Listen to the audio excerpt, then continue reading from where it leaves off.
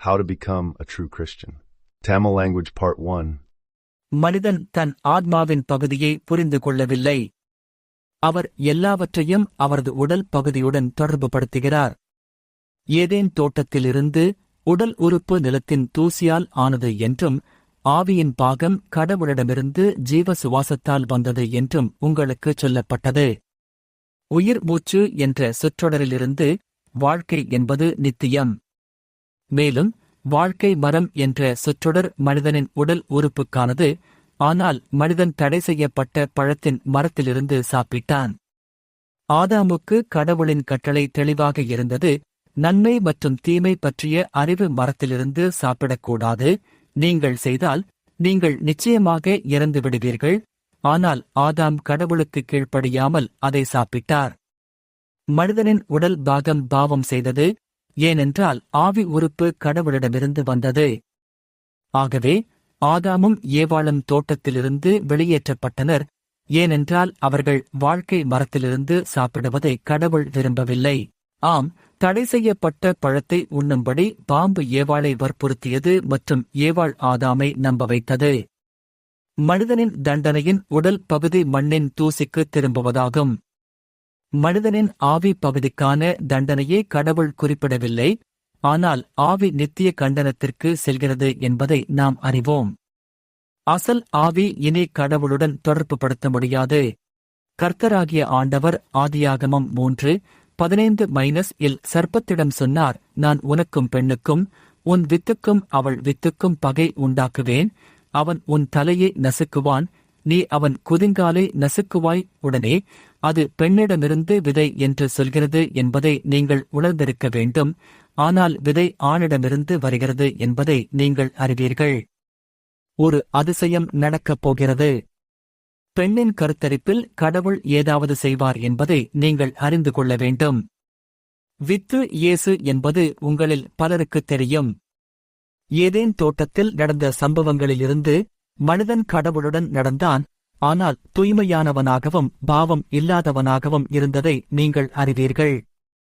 Eden தோட்டத்தில் மனிதன் செய்த பாவத்தினால் ஒவ்வொருவரும் பாவத்தில் பிறக்கிறார்கள். நமது உடல் இறந்துவிடும் என்பதை நாம் அறிவோம். மேலும் உடல் கடவுளை பிரியப்படுத்த முடியாது என்பதை நாம் அறிவோம். அசல் ஆவி கண்டனத்தை நோக்கி செல்கிறது, அதாவது நரகம். பெண்ணின் விதை கருத்தரிக்கும் போது ஒரு அதிசயமாக இருக்கும் என்பதை நாம் அறிவோம் மற்றும் உடல் ஆணுக்கு இதில் பங்கு இல்லை. பெண்ணின் வித்து இயேசு என்று பார்க்கிறோம். ஆன்மீக ரீதியில் கடவுளுடன் நித்திய ஜீவனைப் பெற பெண்ணின் வித்து அசல் ஆவியுடன் தெளிவாகச் சொல்வதென்றால், பழைய ஏற்பாட்டில் உள்ளவர்கள் அசல் ஆவியைக் கொண்டிருந்ததால் கடவுளுடன் நித்திய ஜீவனைப் பெற முடியாது. அசல் ஆவி நித்திய கண்டனத்திற்கு செல்கிறது. மேலும் அவர்களின் உடல் இறந்துவிடும். கடவுள் அவர்களுக்கு நீண்ட ஆயுளை மட்டுமே வழங்க முடியும். ஆனால் தீர்க்கதரிசிகள் மற்றும் பரிசுத்த ஆவியானவர் வந்து அவர்கள் பரிசுத்தவான்களாக மாறியவர்களும் கடவுளுடன் நித்திய வாழ்வைப் பெறுவார்கள். அதனால்தான் இஸ்ரவேல் புத்திரர் உடல் ரீதியாக நீதியுள்ள விசுவாசிகள் என்று அழைக்கப்பட்டனர்.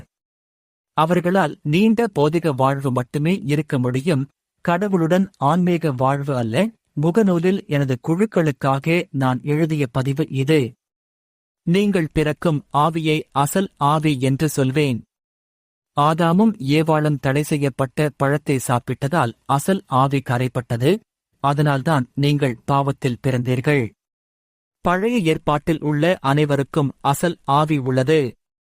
ஒரு குறிப்பிட்ட பணிக்காக கடவுள் அவர்களை தேர்ந்தெடுத்தாலன்றி அவர்கள் ஆன்மீக ரீதியில் ஆசீர்வதிக்கப்பட முடியாது. ஜான் பாப்டிஸ்டுக்கு ஒரு குறிப்பிட்ட பணி இருந்தது. அவருக்கு ஒரு நம்ப முடியாத ஆசீர்வாதம் இருந்தது. லூக்கா 1:15 கூறுகிறது, அவர் தன் தாயின் வயிற்றிலிருந்தே பரிசுத்த ஆவியால் நிரப்பப்படுவார்.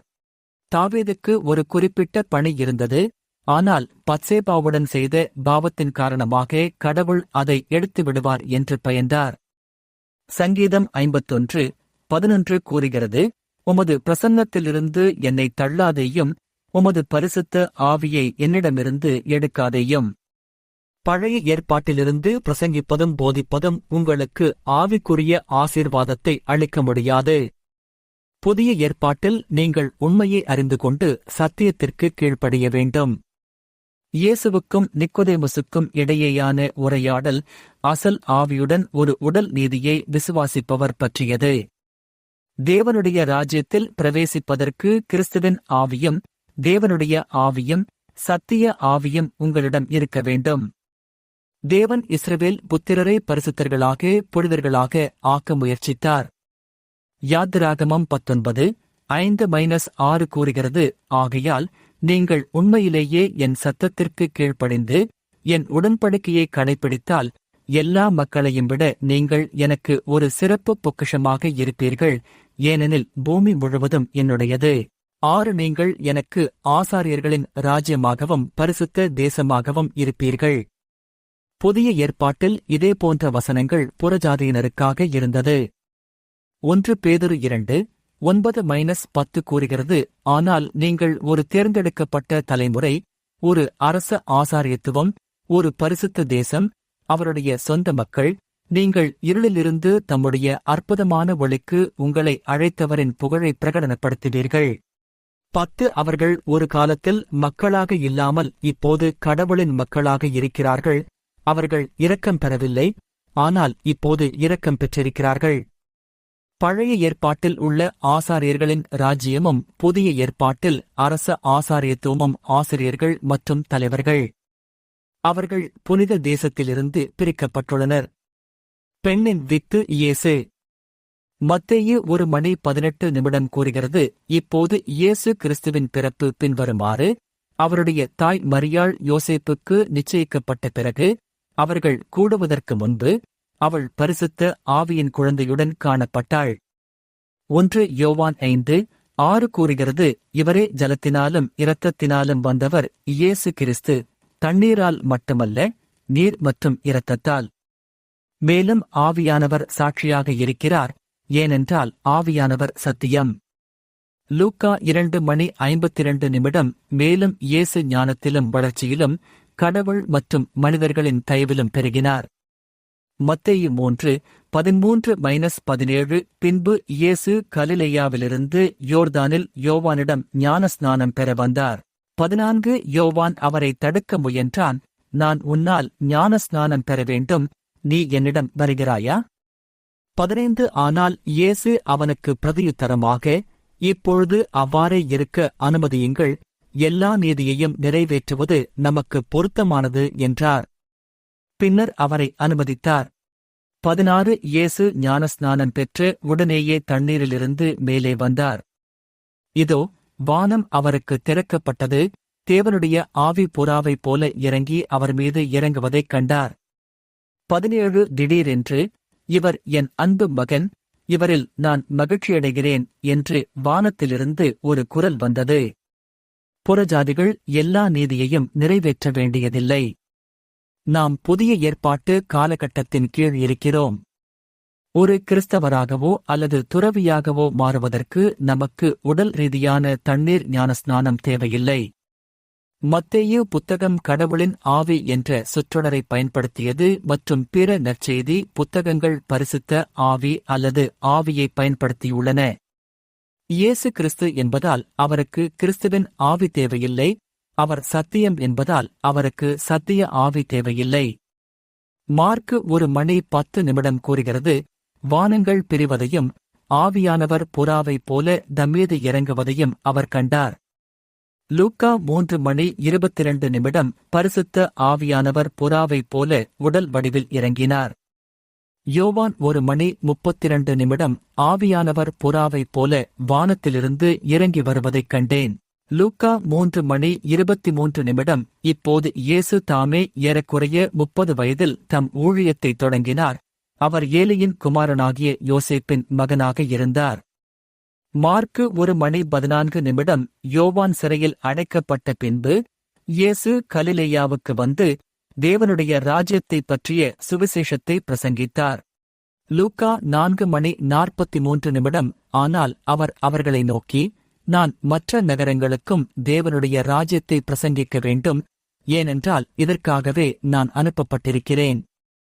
யோவான் 3:3 இயேசு அவனுக்கு பிரதியுத்தரமாக, ஒருவன் மறுபடியும் பிறவாவிட்டால் தேவனுடைய ராஜ்யத்தைக் காண மாட்டான் என்று மெய்யாகவே உனக்குச் சொல்லுகிறேன் என்றார். மத்தேயு 4:17 அதுமுதல் இயேசு, மனந்திரும்புங்கள், பரலோக ராஜ்யம் சமீபித்திருக்கிறது என்று பிரசங்கிக்கத் தொடங்கினார். புதிய ஏற்பாட்டில் இயேசு பரலோக ராஜ்யத்தை பிரசங்கித்ததாக கூறப்படும் ஒரே புத்தகம் மத்தேயு. இது ஒரு தவறான அறிக்கை. இயேசு தேவனுடைய ராஜ்யத்தை பிரசங்கித்து போதித்தார். லூக்காவின் நற்செய்தி யோவான் ஸ்நானகனிடமிருந்து கடவுளுடைய ராஜ்யம் பிரசங்கிக்கப்பட்டது என்று கூறுகிறது. லூக்கா பிற்பகல் 4:16 நியாயப் பிரமாணமும் தீர்க்கதரிசிகளும் யோவான் வரை இருந்தது. அதுமுதல் தேவனுடைய ராஜ்யம் பிரசங்கிக்கப்பட்டது. எல்லாரும் அதில் அழுத்திக் கொண்டிருக்கிறார்கள்.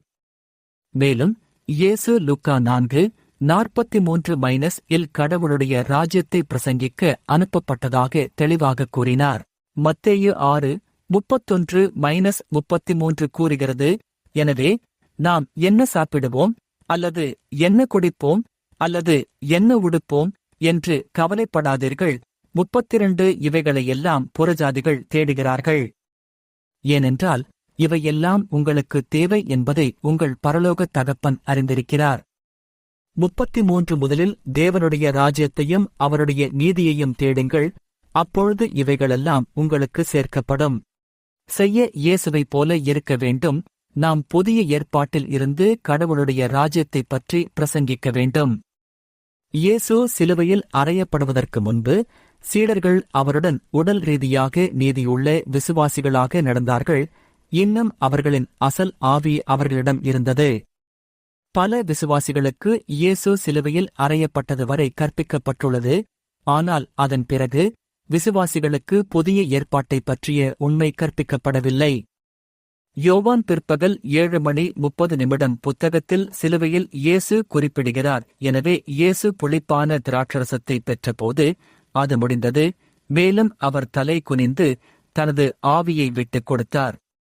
மத்தேயு 27:51-53 கூறுகிறது, அப்போது இதோ ஆலயத்தின் திரை மேலிருந்து கீழாக 2ஆக கிழிந்தது, பூமி அதிர்ந்தது, பாறைகள் பிளந்தன, 52 கல்லறைகள் திறக்கப்பட்டன, மற்றும் தூங்கிவிட்ட புனிதர்களின் பல உடல்கள் எழுப்பப்பட்டன.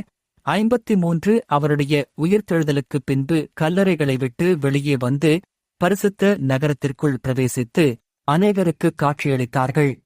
இவர்கள் பழைய ஏற்பாட்டு பரிசுத்தவான்கள், அந்நிய பாஷைகளில் பேசுவதில்லை. இது 1 கொரிந்தியர் 12:30 உள்ள பவுலின் கூற்றை உண்மையாக்கும். அனைத்தையும் செய்யுங்கள். குணப்படுத்தும் பரிசுகள் உள்ளதா? எல்லாரும் நாவில் பேசுகிறார்களா? அனைவரும் விளக்குகிறார்களா? மேலும் இது மார்க்கு 16:17 உள்ள இயேசுவின் கூற்றை உண்மையாக்கும். மேலும் இந்த அடையாளங்கள் விசுவாசிக்கிறவர்களைத் தொடரும். என் நாமத்தினாலே அவர்கள் பிசாசுகளை துரத்துவார்கள், புதிய பாஷைகளில் பேசுவார்கள். அவர் பரிசுத்த ஆவியினால் ஞான ஸ்நானம் கொடுப்பவர்கள் புதிய பாஷைகளில் பேசுவார்கள் என்று இயேசு கூறுகிறார். கேள்வி: இயேசுவின் உயிர்த்தெழுதலுக்குப் பிறகு அவர்கள் ஏன் அவரை அடையாளம் காணவில்லை? யோவான் பிற்பகல் 8:14 கூறுகிறது, அவள் இதைச் சொன்னபோது அவள் மக்தலேனா மரியாள் திரும்பி அங்கே இயேசு நிற்பதைக் கண்டாள். அது இயேசு என்பதை அறியவில்லை. லூக்கா 24:15-16 இவ்வாறு கூறுகிறது, அவர்கள் 2 சீடர்கள் பேசிக்கொண்டும் நியாயங்காட்டிக் கொண்டும் நடந்து கொண்டிருந்தபோது இயேசு தாமே அருகில் வந்து அவர்களுடன் சென்றார். 16 ஆனால் அவர்கள் அவரை அறியாதபடிக்கு அவர்களுடைய கண்கள் அடக்கப்பட்டிருந்தன. லூக்கா 24:36-37 கூறுகிறது, இப்போது அவர்கள் சீடர்கள் இவற்றைச் சொன்னபோது இயேசு தாமே அவர்கள் நடுவில் நின்று, உங்களுக்கு சமாதானம் என்றார். 37 ஆனால் அவர்கள் பயந்து ஒரு ஆவியைக் கண்டதாக எண்ணினார்கள். சிலுவையில் அறையப்பட்டபோது இயேசுவுக்கு சுமார் 33 வயது. உங்கள் ஆவி அதிகபட்சமாக 20 வயது வரை வளரும். இயேசு சிலுவையில் மரித்த போது இருந்ததை விட தோராயமாக 13 வயது இளையவராக தோன்றினார். என் மனைவியின் ஆவி அவளது உடலோடு சேர்ந்து நடப்பதைக் காண கடவுள் என்னை ஆசீர்வதித்தார். என் மனைவி 60களில் இருந்தாள். அவளுக்கு நடப்பதில் சிக்கல் இருந்தது, ஆனால் அவளுடைய ஆவி சரியான தோரணையுடன் நடந்தாள். அவளுடைய ஆவி சுமார் 20 வயது இருக்கும். கடவுளுடைய ராஜ்யத்தை பிரசங்கிக்க கடவுள் இயேசுவை அனுப்பினார். லூக்கா 4:43 மற்றும் இயேசு கடவுளுடைய ராஜ்யத்தை பிரசங்கிக்கவும் கற்பிக்கவும் சீடர்களை அனுப்பினார். இந்த வசனத்தின் அர்த்தத்தை பலர் தவறவிட்டார்கள். யோவான் 20:21-22 கூறுகிறது, எனவே இயேசு மீண்டும் அவர்களிடம், உங்களுக்கு அமைதி. தந்தை என்னை அனுப்பியது போல் நானும் உங்களை அனுப்புகிறேன் என்றார். 22 அவர் இதைச் சொன்னபின் அவர்கள் மேல் ஊதி அவர்களை நோக்கி, பரிசுத்த ஆவியைப் பெறுங்கள். எல்லா நல்ல ஆவிகளுக்கும் பரிசுத்த ஆவியானவர் நிர்வாகி. அவர்கள் கிறிஸ்துவின் ஆவியைப் பெற்றனர். ஆவிக்குரிய நீதியுள்ள விசுவாசிகளின் ஆரம்பம். கர்த்தராகிய ஆண்டவர் ஜீவ மூச்சை, அசல் ஆவியை சுவாசிக்கிறார் என்பதை நீங்கள் புரிந்து கொள்ள வேண்டும். இயேசு அவருடைய ஆவியான கிறிஸ்துவின் ஆவியை சீடர்கள் மீது சுவாசித்தார். இயேசு சீடர்கள் மீது சுவாசித்தபோது 2 விஷயங்கள் நெருக்கமாக நடந்தன. கிறிஸ்துவின் ஆவி அவர்களுக்கு இரட்சகராக நுழைந்தது, மேலும் அவர்களின் அசல் ஆவிகள் புதிதாக உருவாக்கப்பட்ட ஆவிகள் கிறிஸ்துவின் ஆவியான ஜீவத் தண்ணீரால் மூழ்கின. அவர்கள் இயேசுவின் நாமத்தில் ஞான ஸ்நானம் பெற்று புதிய படைப்பாக மாறினார்கள். ஆம், நீங்கள் புதிதாக படைக்கப்பட்ட ஆவிக்கு ஜீவத் தண்ணீரால் ஞான ஸ்நானம் பெறுவதற்கு கடவுள் ஒரு வழியைக் கொடுத்தார். 2 கொரிந்தியர் 5:16 கூறுகிறது, ஆகையால் இனிமேல் நாம் யாரையும் மாம்சத்தின்படி எண்ணுவதில்லை. நாம் கிறிஸ்துவை மாம்சத்தின்படி அறிந்திருந்தாலும் இப்போது நாம் அவரை இப்படி அறிந்திருக்கவில்லை.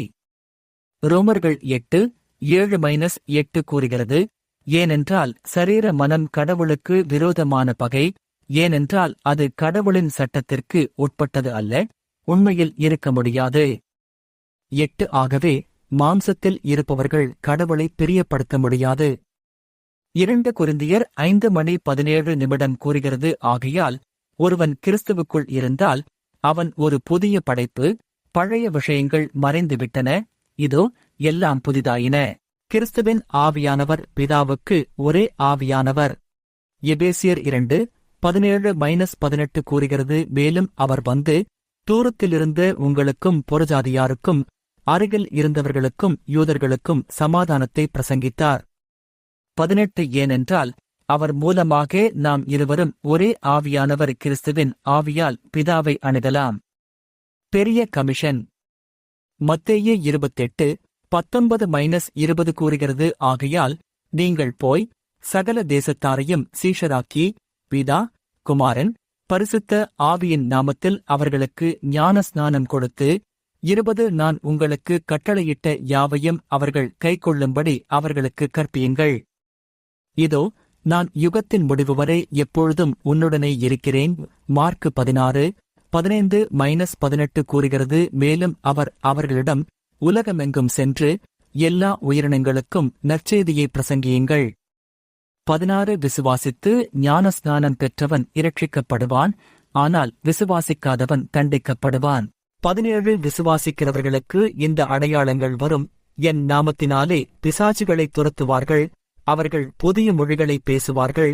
18 அவர்கள் பாம்புகளை எடுப்பார்கள், அவர்கள் கொடிய எதையும் குடித்தால் அது அவர்களை எந்த வகையிலும் காயப்படுத்தாது, அவர்கள் நோயுற்றவர்கள் மீது கை வைப்பார்கள், அவர்கள் குணமடைவார்கள். மத்தேயு மற்றும் மார்க்கில் உள்ள கிரேட் கமிஷன் ஒரு கிறிஸ்தவரின் வரையறை. சத்திய ஆவியை பெறுவதற்கு முன் உங்கள் இரட்சிப்பை பற்றிய உண்மையை நீங்கள் அறிந்து நம்ப வேண்டும் என்று நான் சொன்னபோது பலர் என்னை நம்பவில்லை. எபேசியர் 1:13 கூறுகிறது, நீங்கள் உங்கள் இரட்சிப்பின் சுவிசேஷமாகிய சத்திய வார்த்தையைக் கேட்டபின் நீங்கள் அவரை நம்பினீர்கள், அவரில் விசுவாசித்து வாக்குத்தத்தத்தின் பரிசுத்த ஆவியால் முத்திரையிடப்பட்டீர்கள். யோவான் பிற்பகல் 3:26 கூறுகிறது, ஆனால் பிதாவிடமிருந்து நான் உங்களுக்கு அனுப்பும் உதவியாளர், பிதாவினிடத்திலிருந்து புறப்படும் சத்திய ஆவியானவர் வரும்போது அவர் என்னை குறித்து சாட்சி கொடுப்பார். யோவான் பிற்பகல் 4:13 கூறுகிறது, இருப்பினும் அவர் சத்திய ஆவியானவர் வரும்போது அவர் உங்களை சகல சத்தியத்திற்கும் வழிநடத்துவார். ஏனென்றால் அவர் தம்முடைய அதிகாரத்தின்படி பேசமாட்டார், ஆனால் அவர் கேட்பதையெல்லாம் பேசுவார். வரவிருக்கும் விஷயங்களை அவர் உங்களுக்குச் சொல்வார். அப்போஸ்தலர் 1:4 கூறுகிறது. லூக்கா 24:46-49 கூறுகிறது. இவ்வாறு எழுதப்பட்டிருக்கிறது. மேலும் கிறிஸ்து பாடுபட்டு 3ஆம் நாள் மரித்தோரிலிருந்து எழுந்திருக்க வேண்டியது அவசியம். 47 மனந்திரும்புதலும் பாவ மன்னிப்பும் பிரசங்கிக்கப்பட வேண்டும். 48 இவைகளுக்கு நீங்கள் சாட்சிகள். 49 இதோ, என் பிதாவின் வாக்குத்தத்தத்தை நான் உங்களுக்கு அனுப்புகிறேன். ஆனால் உன்னதத்திலிருந்து உனக்கு அதிகாரம் கிடைக்கும் வரை எருசலேம் நகரத்தில் தங்கியிரு என்றார். அப்போஸ்தலர் 2:1-4 கூறுகிறது. பெந்தெகொஸ்தே நாள் முழுமையாக வந்தபோது அவர்கள் அனைவரும் ஒருமனதாக ஒரே இடத்தில் இருந்தார்கள். 2 திடீரென்று பலத்த காற்று அடிப்பதைப் போல வானத்திலிருந்து ஒரு சத்தம் வந்தது. அது அவர்கள் உட்கார்ந்திருந்த வீடு முழுவதும் நிறைந்தது. 3 அப்பொழுது நெருப்பைப் போல பிளவுபட்ட நாக்குகள் அவர்களுக்கு தோன்றின. அவை ஒவ்வொன்றின் மீதும் ஒன்று அமர்ந்திருந்தது. 4 அவர்கள் எல்லாரும் பரிசுத்த ஆவியால் நிரப்பப்பட்டு ஆவியானவர் தங்களுக்குச் சொன்னபடியே மற்ற மொழிகளில் பேச ஆரம்பித்தார்கள். மனிதனுக்குள் மனிதனின் ஆரம்ப ஆவி கடவுள் அல்லது இயேசுவின் சுவாசத்துடன் வருகிறது என்பது பலருக்குத் தெரியாது. ஆதியாகமம் 2:7 கூறுகிறது. மேலும் மனிதன் உயிருள்ளவனானான்.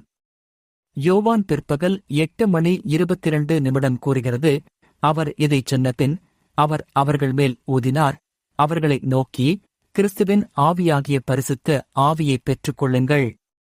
அப்போஸ்தலர் 2:2 கூறுகிறது. திடீரென்று வானத்திலிருந்து பலத்த காற்று வீசுவது போல ஒரு சத்தம் வந்தது. அது அவர்கள் உட்கார்ந்திருந்த வீடு முழுவதும் நிறைந்தது. இயேசு அவர்கள் மீது வானத்திலிருந்து சுவாசிக்கிறார். விசுவாசிகள் பரிசுத்த ஆவியைப் பெறும்போது நீங்கள் பார்க்கவும் கேட்கவும் முடியும். ஏனென்றால் அவர்கள் மற்ற மொழிகளில் பேசுகிறார்கள். மேலும் கீழே குதித்து ஓடுபவர்களைப் பற்றி நான் மிகவும் தெளிவாகச் சொல்கிறேன். அது உடல் உணர்ச்சிகள், ஆவி அல்ல. அப்போஸ்தலர் 2:33 கூறுகிறது. ஆகையால் தேவனுடைய வலது பாரசத்திற்கு உயர்த்தப்பட்டு பிதாவிடமிருந்து பரிசுத்த ஆவியின் வாக்குத்தத்தத்தைப் பெற்று நீங்கள் இப்பொழுது பார்க்கிற கேட்கிறதை அவர் பொழிந்தார். லூக்கா 11:13 கூறுகிறது. அப்படியென்றால் தீயவர்களாக இருப்பதால் உங்கள் பிள்ளைகளுக்கு நல்ல பரிசுகளை வழங்க உங்களுக்கு தெரிந்திருந்தால் உங்கள் பரலோக தகப்பன் தம்மிடம் கேட்பவர்களுக்கு பரிசுத்த ஆவியை எவ்வளவு அதிகமாக கொடுப்பார். பரிசுத்த ஆவியானவர் புறஜாதிகள் மீது விழுகிறார். அப்போஸ்தலர் 10:43-46 எல்லா தீர்க்கதரிசிகளும் அவருடைய நாமத்தின் மூலம் அவரை விசுவாசிக்கிறவன் பாவ மன்னிப்பைப் பெறுவான் என்று சாட்சி கூறுகிறது. 44 பேதுரு இந்த வார்த்தைகளைச் சொல்லிக் கொண்டிருக்கையில் வசனத்தைக் கேட்டவர்கள் எல்லார் மேலும் பரிசுத்த ஆவியானவர் இறங்கினார். 45 பேதுருவுடன் வந்து விருத்தசேதனம் செய்தவர்களில் பலர் ஆச்சரியப்பட்டார்கள். ஏனென்றால் பரிசுத்த ஆவியின் வரம் புறஜாதியார் மீதும் ஊற்றப்பட்டது. 46 ஏனென்றால் அவர்கள் அந்நிய பாஷைகளில் பேசுவதையும் கடவுளை மகிமைப்படுத்துவதையும் அவர்கள் கேட்டார்கள். இந்த பின்வரும் வசனம் பல புறஜாதிகளை குழப்புகிறது. அப்போஸ்தலர் 10:47 கூறுகிறது. நம்மைப் போலவே பரிசுத்த ஆவியைப் பெற்றவர்கள் ஞானஸ்நானம் பெறக்கூடாது என்று யாராவது தண்ணீரை தடுக்க முடியுமா? கொர்நேலியஸின் குடும்பம் பரிசுத்த ஆவியைப் பெற்றுள்ளது. ஆனால் பேதுரு யூதர்களைப் போல அவர்களுக்கு ஞானஸ்நானம் கொடுக்க விரும்புகிறார். தண்ணீர் ஞானஸ்நானம் புறஜாதிகளுக்கு இல்லை என்று கடவுள் தெளிவுபடுத்துகிறார். ஏனென்றால் அவர்கள் ஏற்கனவே பரிசுத்த ஆவியைப் பெற்றிருக்கிறார்கள். 1 கொரிந்தியர் 1:17 புறஜாதிகளுக்கான போதகரான பவுல் குறிப்பிடுகிறார். ஏனென்றால் கிறிஸ்துவின் சிலுவையால் எந்த பலனும் ஏற்படாதபடிக்கு ஞானஸ்நானம் கொடுக்க கிறிஸ்து என்னை அனுப்பவில்லை, மாறாக வார்த்தைகளின் ஞானத்தால் சுவிசேஷத்தை பிரசங்கிக்க அனுப்பினார். அப்போஸ்தலர் நடபடிகள் 11ஆம் அதிகாரத்தில் சீஷர்களுக்கு முக்கியமான ஒன்று நடந்தது. அப்போஸ்தலர் 11:25-26 வரை கூறுகிறது. பின்னர் பர்னபா சவுலை தேட தர்சசுக்கு புறப்பட்டார். 26 அவனைக் கண்டுபிடித்து அந்தியோகியாவுக்கு கொண்டு போனான். அதனால் ஒரு வருடம் முழுவதும் அவர்கள் தேவாலயத்தில் கூடி ஏராளமான மக்களுக்கு கற்பித்தார்கள். சீடர்கள் முதலில் அந்தியோகியாவில் கிறிஸ்தவர்கள் என்று அழைக்கப்பட்டனர். சீடர்கள் கிறிஸ்தவர்கள் என்று அழைக்கப்படுகிறார்கள்.